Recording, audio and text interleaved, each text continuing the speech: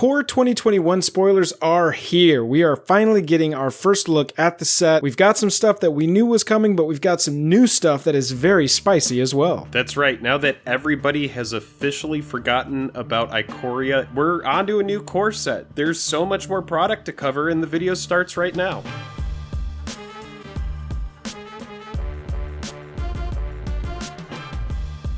Special thanks to our Patreon supporters who power our channel. Check out our Patreon for monthly giveaways, exclusive content, and even a starring role in our fan fight series. Link in the description below. Hello and welcome to the day. Thank you for spending your time with us. I'm Jake. I'm Joel. Welcome back to another episode of Jake and Joel Are Magic. We are going to talk about Core 2021 Day 1 previews. But first, if you like this video and you want to see more like it, hit that like button down there, hit that subscribe button down there. It really helps us out. By subscribing, you're helping out a channel with just the click of a button. Let's jump over into these cards. So let's very quickly start with the Thursday cards here. Gaara the Diplomat, we've seen it's a legendary creature that's going to offer white, its first big punch at a possible commander. We also had Double Vision, red, 3 other enchantment that says when you cast your first instant or sorcery each turn, copy it. You may choose new targets. Good in EDH, bad in like everything else. But in EDH, I actually really like it. Yep, absolutely. I completely agree. Same thing with Gaara. I don't think that this is going to see standard or Pioneer play. You know, I've been wrong before, but it just seems a little bit slow. And whenever an opponent casts their second spell, so you get maybe 1 trigger a turn. Maybe, and if you're playing against a non-attacking deck, I think it could be a good sideboard card for anybody who's trying to cast multiple spells per turn, or is likely going to be like against something like, for example, Arclight Phoenix, something that depends on casting multiple cards. It could be a good sideboard card, but yeah, time will tell. Or against an aggro deck, that 4-butt and 2 power with lifelink and getting you cards whenever they're attacking with 2 or more things for 4 mana. That's not nothing against a mono red deck, for instance. No, again, I really do think it's probably a really good sideboard card. Yeah. So let's get into the new stuff. Right across the line here, we've got Baneslayer Angel, which we've seen before. We've got a meme card, Peer into the Abyss, 3 black, 4 other. Target player draws cards equal to half the number of cards in their library and loses half their life roundup each time. Doubt that's going to be in standard. Maybe somebody will come up with a fun EDH combo for it. Our first It's a fun card for mill. Yeah. It combos well with certain mill effects. Yeah. Baneslayer Angel, this is a card that we've seen before. This is a reprint, but it's a pretty spicy card. It's a really good card. It's definitely going to see standard play. Baneslayer is brutal. Yeah, absolutely. I think our first notable card here is this Spark Hunter Masticore.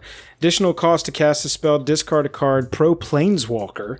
1, it deals a damage to a Planeswalker, and 3, it gains indestructible on a colorless 3 mana 3/4 artifact creature body. Yeah, this card is very, very good. The fact that it shoots things is really, really, really good. And the fact that it gives itself indestructible. Dude, yeah, this card is good. I would say this is like the walking ballista of this set. I think it's... Really? I think this card is excellent. That's a pretty spicy call. I look at it and I go, okay, solid sideboard against a, Super Friends deck, but... You think it's going to be walking ballista level? That's pretty cool. I think in certain situations that the ETB or the additional cost to cast this card is going to be upside for certain decks. So you're going to be able to pitch something away that you might want to reanimate later. And then also the fact that this is just going to shoot Planeswalkers. I probably shouldn't compare it to Walking Ballista, but what I do think is that the fact that it does shoot Planeswalkers, like Ballista is going to shoot anything, so Ballista is strictly better, but the fact that this gives itself indestructible and is able to shoot Planeswalkers, I think this is just...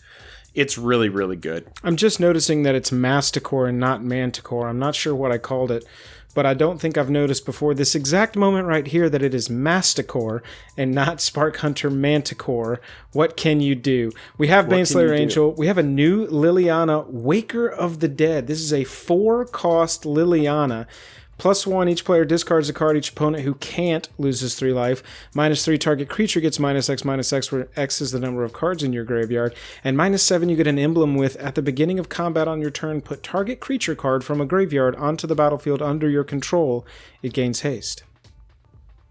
Yeah, Well, obviously the emblem is just amazing. Yeah, it's a bonkers emblem, but you've got to come in, you pump it once, it goes to 5, you untap again, it's 6, untap again, it's 7, untap again, -7, you lose your walker, you get the emblem. So it's not easy to get.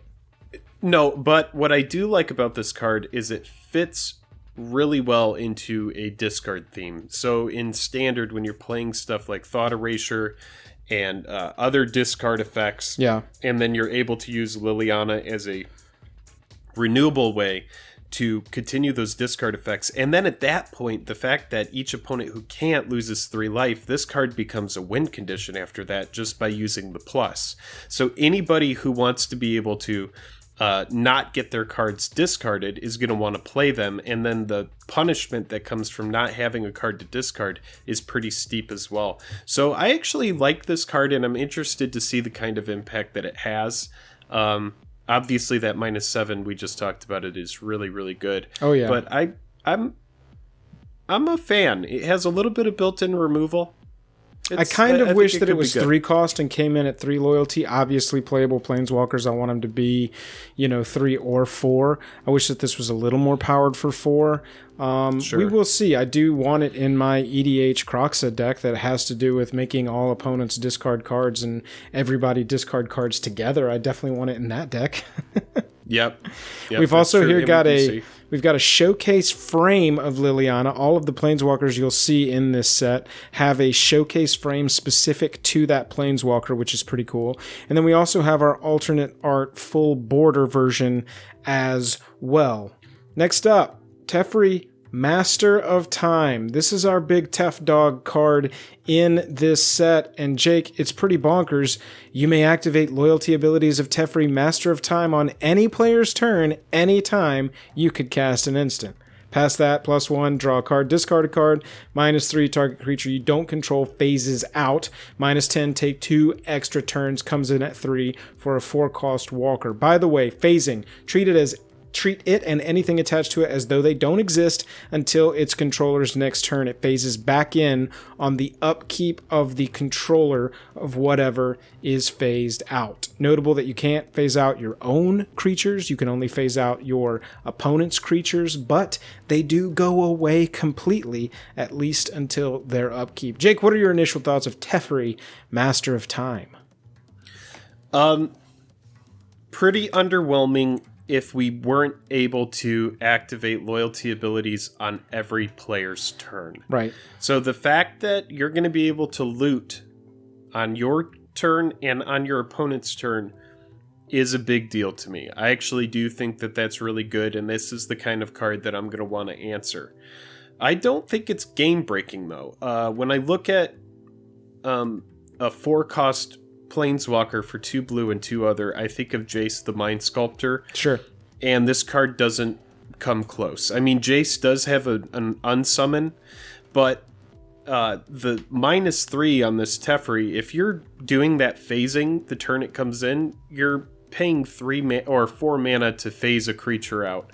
So... Well, you essentially can't do that because you would lose your walker and it phases in at the beginning of their upkeep. It's like you're going to loot. The first time you play it, you're going to loot, and on your opponent's turn, you could use the phasing. So you play it for 4 on your turn, you loot, on their turn you can phase, and then at that point it's still around after that, and then it goes back to your turn, you're looting again. Yeah. So...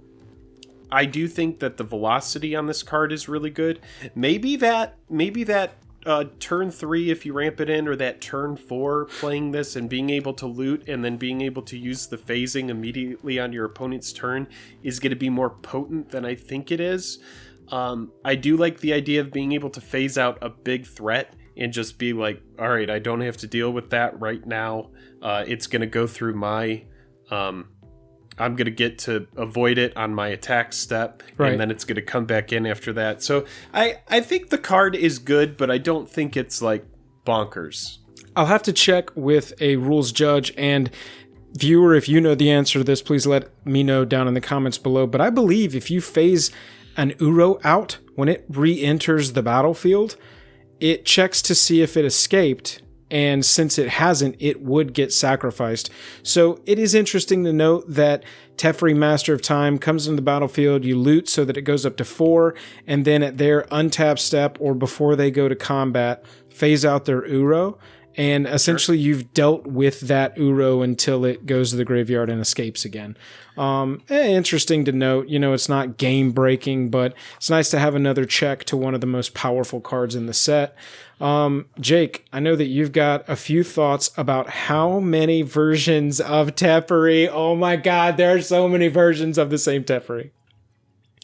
Yeah, and the difference in them isn't even that stark. So if you can't notice, we've got like clear here, it's like gray here, it's like purple here, blue down here. This is a different kind of clear. Is it the same?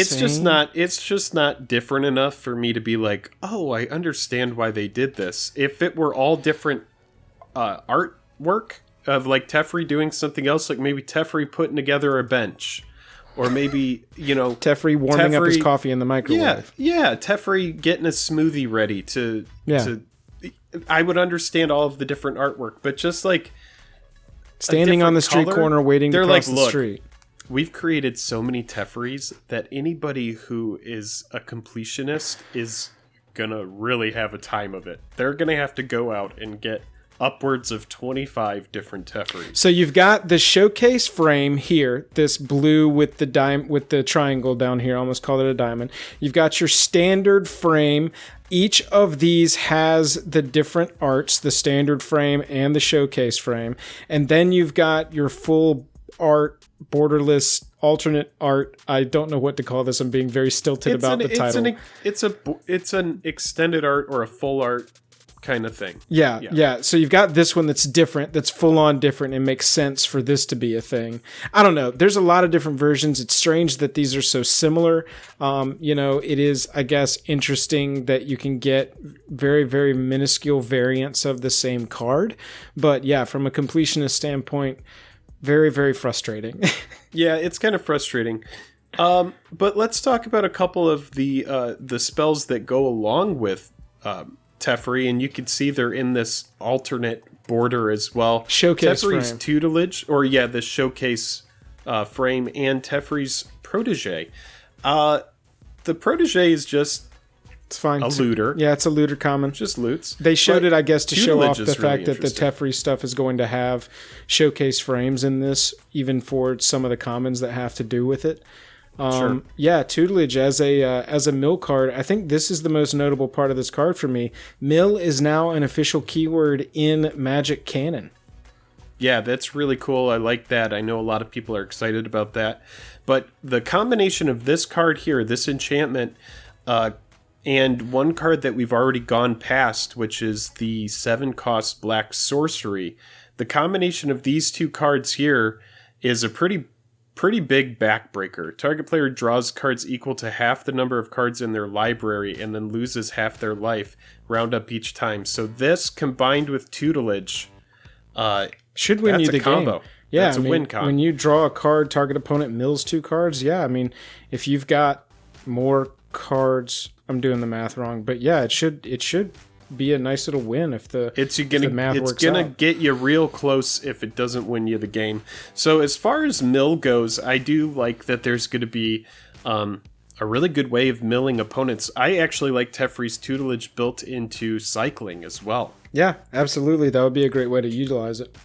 Yeah, so you put that alongside something like Zenith Flare, and then all of a sudden you have 2 different win conditions. I don't know. Could be good. Absolutely. Let's chat about Teferi's Ageless Insight.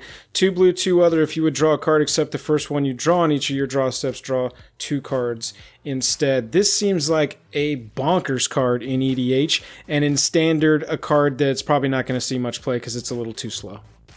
It could make its way into a control deck. I could see it making its way into something like that. But yeah, I would have to agree. It's one part of Almaret's Archive, which was a Magic Origins card. Yeah. But yeah, if you would draw a card except for the first one you draw on each of your draw steps, draw 2 cards instead. I like it. I really like the art of it too. It looks like they took a chance with this because it is just his hand reaching through time, reaching through two different portals. It seems to gain knowledge of both times at once somehow. It's very.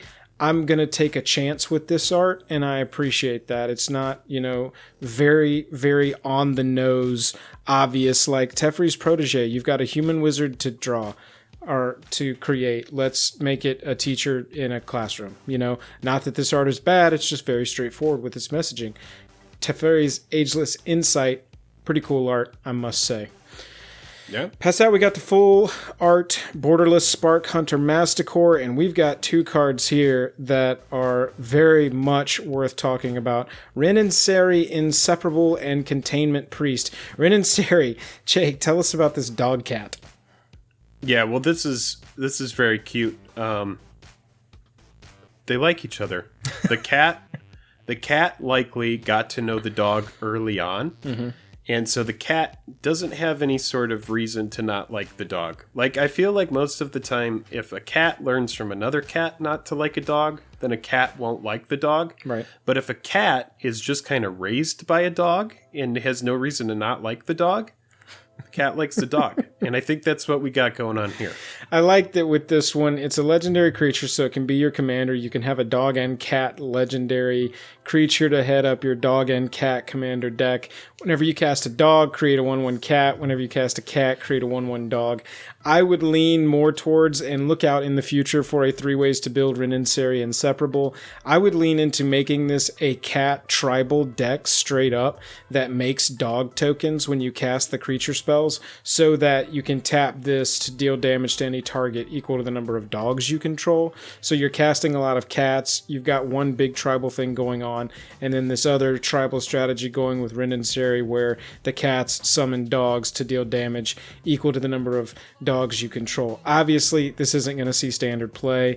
It's very much a meme card printed for Commander, but I do think that it's good enough as a Nair Commander that you could build a fairly strong deck out of this card. And we haven't seen it yet. This card might end up being an absolute limited house. There's probably going to be dogs and cats in this set, I would wager. Absolutely. So, if you build this into the right deck, I don't know, maybe there will be support for it. I do think that it is really cool and worth noting that, isn't this correct, that dogs are now replacing the Hound? That's correct. Hound creature type across the entire history of Magic has now been errated to be dog. We will apparently get more information about it. Go check out our Twitter. The official Wizards account and Mark Rosewater replied to our question about are all hounds going to become dogs, and they said that we're going to get some more information in the coming days, but essentially, yeah, all hounds are dogs. I've gone through the Scryfall to look at some of the hounds that are becoming dogs, and I can see where there's some weird discrepancies because there are some hounds that were clearly wolves back in the day, and they need to make sure that those are wolves, and there are some hounds that will be dogs, and there's some like weird on the fence ones that I'm sure they need to clarify. But yes, essentially to your question, all hounds are now dogs. So yeah, really cool card. I think it's great. Yeah. Let's talk about a card that is definitely going to see constructed tournament play in Standard and probably Pioneer as well. Containment Priest. Yeah, it certainly will. So this is a big deal because this is a card that people have wanted reprinted for a long time. I know that you sent me a combo with this and Eldrazi Displacer that's going to make its way into Pioneer. I also believe that this is the first time that Containment Priest is going to be modern playable as well. Yes. So modern human players, I saw them freaking out on Twitter today because they don't have to run Grafdigger's Cage in their sideboard anymore. They can run another human in their sideboard. Yeah. The flash on this is really, really good. And this is a card that's needed a reprint for a while. I'm excited about it. I think that it's just really good sideboard tech.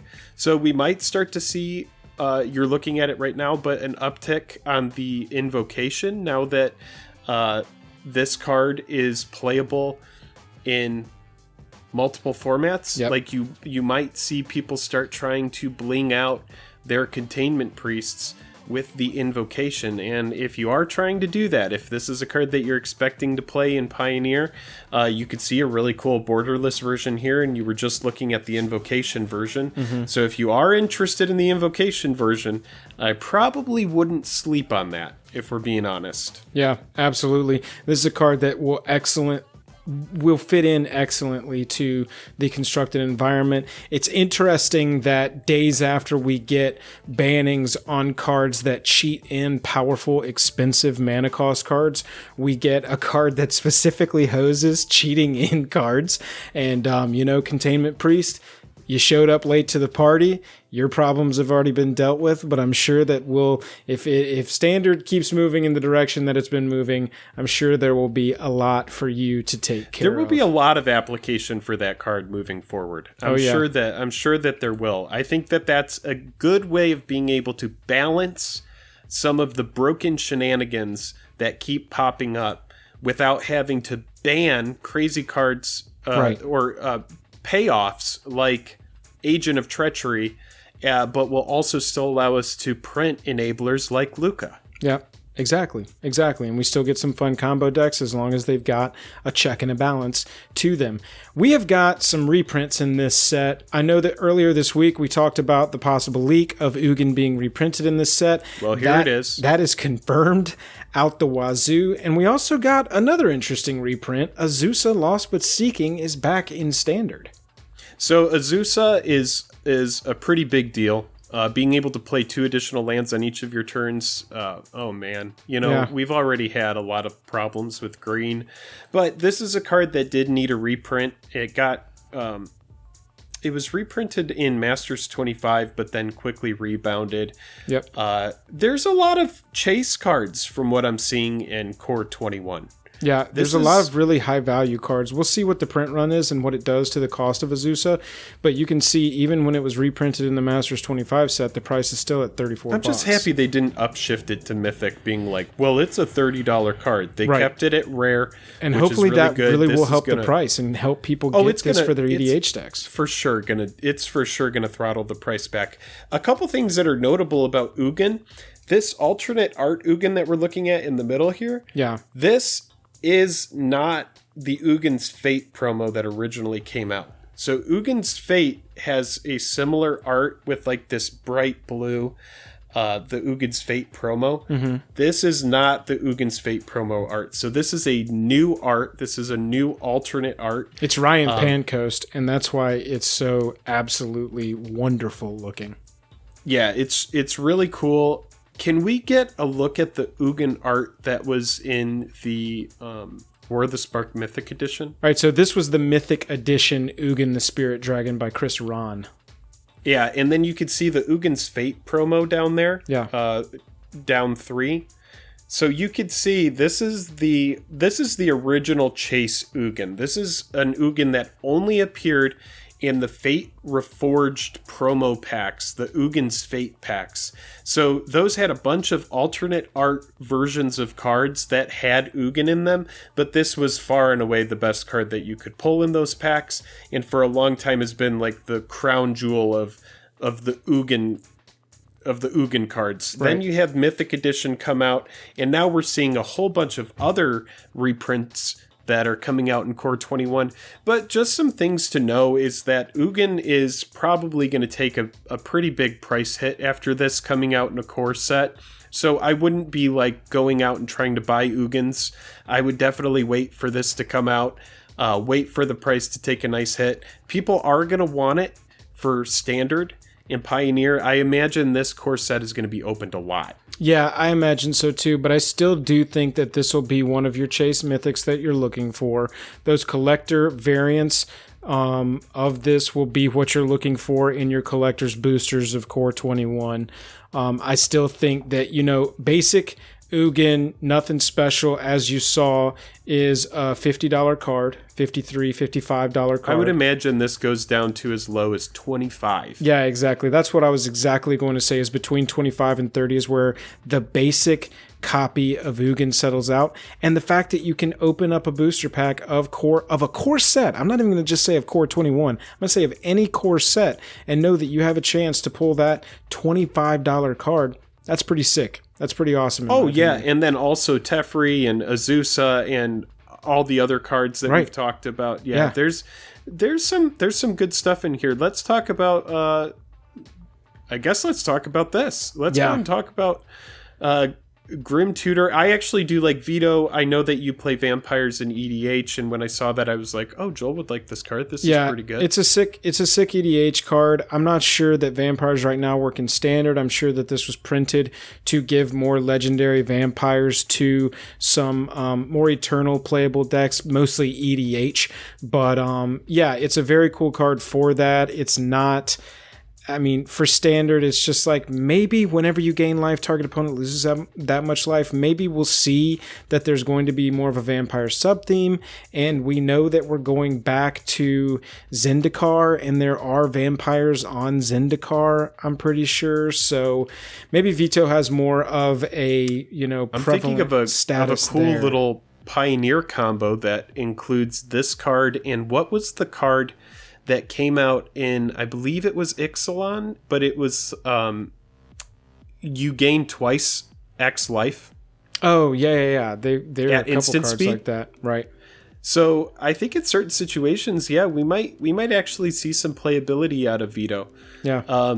Let's talk about Grim Tutor. We'll talk about Grim Tutor. Let's real quickly go over this because I want to end on Grim Tutor. Ruined Halo is pretty dope. Enters the battlefield, choose a card name. You have protection from the chosen card name. It's very specific. It's not protection from color or something like that. And so it's possible that, Ruined Halo used to be like a $40 card just because of scarcity. Right. And now it's like down to $3. Yeah, this seems like another money reprint. $1.30, 78 cents. Bro, this card, Ruined Halo, used to be so expensive just because of scarcity, and that's what we're about to talk about with Grim Tutor, so make sure you stick around because we're going to talk about it in just a second. Other than that, Tormod's Crypt, really, really good card for Graveyard Exile. It's dope that this is in Standard, honestly. We've been, Standard players have been playing that staff I want to get a little while now. Tormod's Crypt is going to be dope to have in Standard. 0 cost, kill a graveyard, absolutely. Quirion Dryads, very cool. White, blue, black, or red. It's a cool limited card. Might see some play. Fierce Empath is an EDH staple. It's cool that we have another reprint of that. Let's see if I can open this up. So that's destroy target creature or planeswalker with converted mana cost 3 or less. Okay, is what it says. There you go. So it's a good removal for instant speed, limited. Yeah. Now that is going to hit important stuff. And before it was banned, one of the most important would be Oko, but that is going to hit like Liliana of the Veil in Modern. Yeah. Yeah, it's going to hit 3-cost Teferi. Now, granted, you're going to have to cast it at sorcery speed if they resolve the Teferi. Right. But still, this is a really important uncommon to be printed, so make sure you keep and you up don't with that. see a lot of destroy a planeswalker, which is very nice for them to start giving us more interaction. If you're going to start pumping more planeswalkers, and you've already started, you've done it. You did War of the Spark, it happened. If you're going to pump a lot of planeswalkers into all of the formats, because a lot of those went legacy formats, not legacy format, but more eternal formats almost immediately, give us some targeted planeswalker destruction. It's the same conversation I have about lands all the time. Give us more targeted land destruction. You make these super powered lands, give us land destruction. But this is a step in the right direction. You're right. It is very notable that we can kill 3 mana costs or less planeswalkers. Indulging Patrician or creatures. Right. Matt. Yeah. Indulging Patrician's an uncommon vampire, like flying lifelink 1/4 at the beginning of your end step. If you gain 3 or more life, each opponent loses 3 life. It's cool that it says each opponent. Very good for vampire EDH decks. It'll be awesome to play in a vampire limited deck, especially if vampires is a solid sub-theme. Past that, and we're not going to dive into these cards right now. These are all of the cards from the Planeswalker decks for Core 21. These aren't the, Planeswalkers that are going to be in the set. We've already seen some of those. I don't think Chandra's been officially confirmed yet, but we do get a Planeswalker deck and cards that apply to that for Garruk, for Chandra, for Liliana, for Teferi, and for this new Planeswalker, Basri, Devoted Paladin. We got to find more out about Basri. I don't really know Basri's story, but Jake, do you have anything notable with our Planeswalker deck, Planeswalkers, and their attributed story cards? No, not so much. And these cards generally end up being pretty lackluster. I mean, what we're looking at right here is a 6-cost Teferi that has a +1 that draws a card for 4 loyalty. Put target creature on top of its owner's library is kind of cool, but again, it's a 6-cost Planeswalker. It's never going to see any kind of standard play. It's just not impactful enough. So yeah, let's go ahead and talk about Grim Tutor, because you can come check out all of these cards. You can look at these overcosted Planeswalkers that will likely only see casual play. But let's talk about a card that has needed a reprint for a really, really long time. And what's important about Grim Tutor is this is a card that has had 1 printing. And it was a very scarce printing as well. It wasn't even printed into an actual set. Yeah, the OG is the starter 1999. But what we're seeing here, yeah, there it is on the far right with the white border. By Mark Teeden here. Amazing card, beautiful card. Amazing for EDH. Oh yes, amazing for EDH. Let's just say that. This is described as the worst tutor of the good tutors. Right, it's the bottom. This is the floor of what can be considered a good tutor card, especially for EDH. It's not even really playable in standard. Yeah, because when you get to Diabolic, and even like Cruel Tutor, I'm not super excited about, but when you get to like Diabolic and your tutor now costs 4, you're just kind of getting further away from like the whole point of the tutor. So this is a 3-cost tutor, puts the card into your hand. Very notable, some tutors put the card on top of your library, which is pretty lackluster, unless it's Vampiric and you're able to do it instant speed. So this is... yeah, this is important. This is a good reprint. That OG copy that you were looking at was like more than $200. I think it got as high as $240. Currently, so according to MTG Goldfish prices, $219.97. Okay. All and right, they obviously have the border wrong on this picture. I doubt that the way their website works, that they worry too much about this border on each one. They probably cut their cards at the rectangle here and just paste them onto a rounded corners black rectangle. So it is notable that this is a white border card, but $220. That is a hell of a cost for an EDH card that most black decks should probably think about running. Yeah, especially in a competitive environment, being able to pay 3 to do a tutor is really good. And it doesn't have a drawback like something like Scheming Symmetry or anything like that. Right. What does this mean for the price of this card? Well, in my opinion, it's going to do something similar to what Imperial Recruiter did.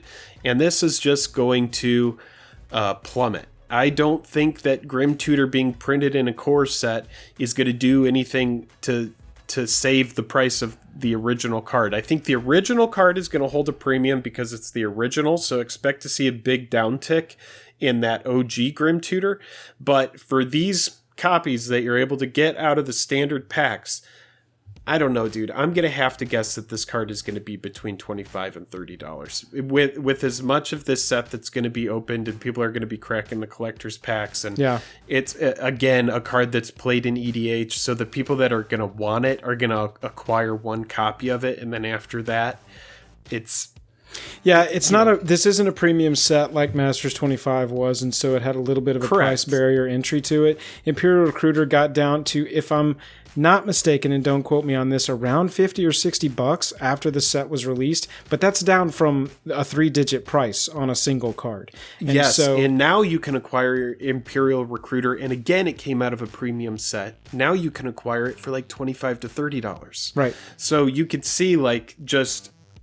You took a card that was like, I believe Imperial Recruiter had a Judge printing and then the original Portal printing, and it was like $250. Right. And so now you can get that card for like $25 to $30. I think we're going to see something similar to Grim Tutor here.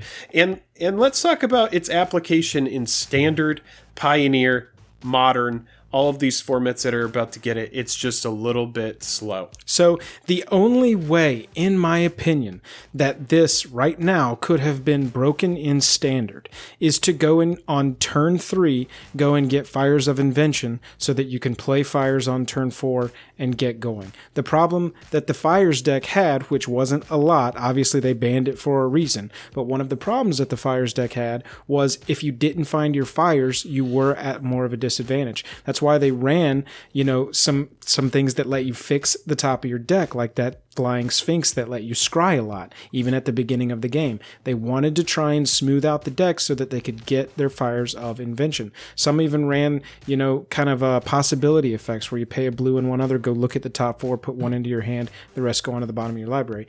In a deck like that, even though the main Fires deck wasn't black, I think that Grim Tutor on turn 3, to guarantee that you were going to get your Fires on turn 4, number one, it would have lowered the number of Fires that you needed to run, because you could run 2 or 3 of these, 3, maybe a 4th copy of Fires, and then you're good to go. You're guaranteeing you're going to see that card.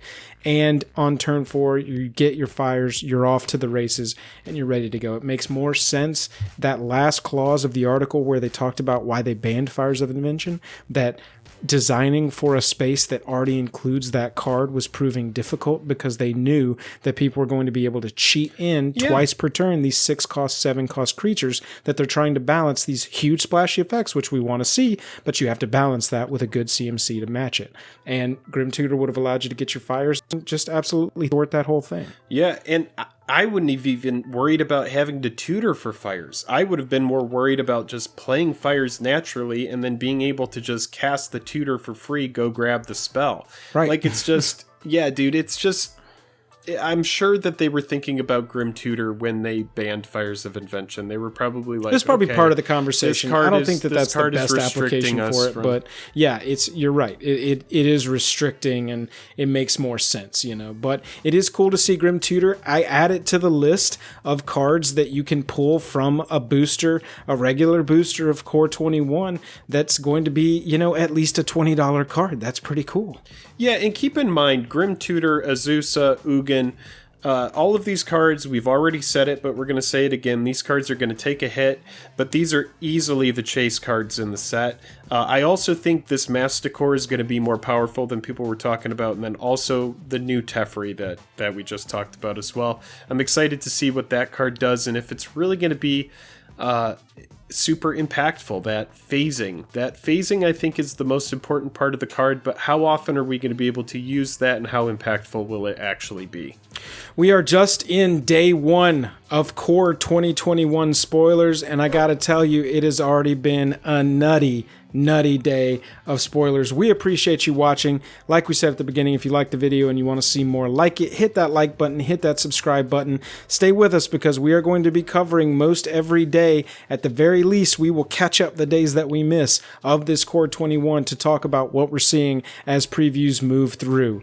If you want to support us further, we have a Patreon. The link is down in the description below. We got monthly giveaways over there. We think it's cool. We think you will too. Go check it out. And if you want to hang out with us, we stream on Twitch and on YouTube. Go find us on Twitch and hit that notification bell down there so you know when we go live on YouTube. Jake, I'm phasing out until the beginning of my next upkeep. You said all the things. I guess I'll go phase out as well. Bye.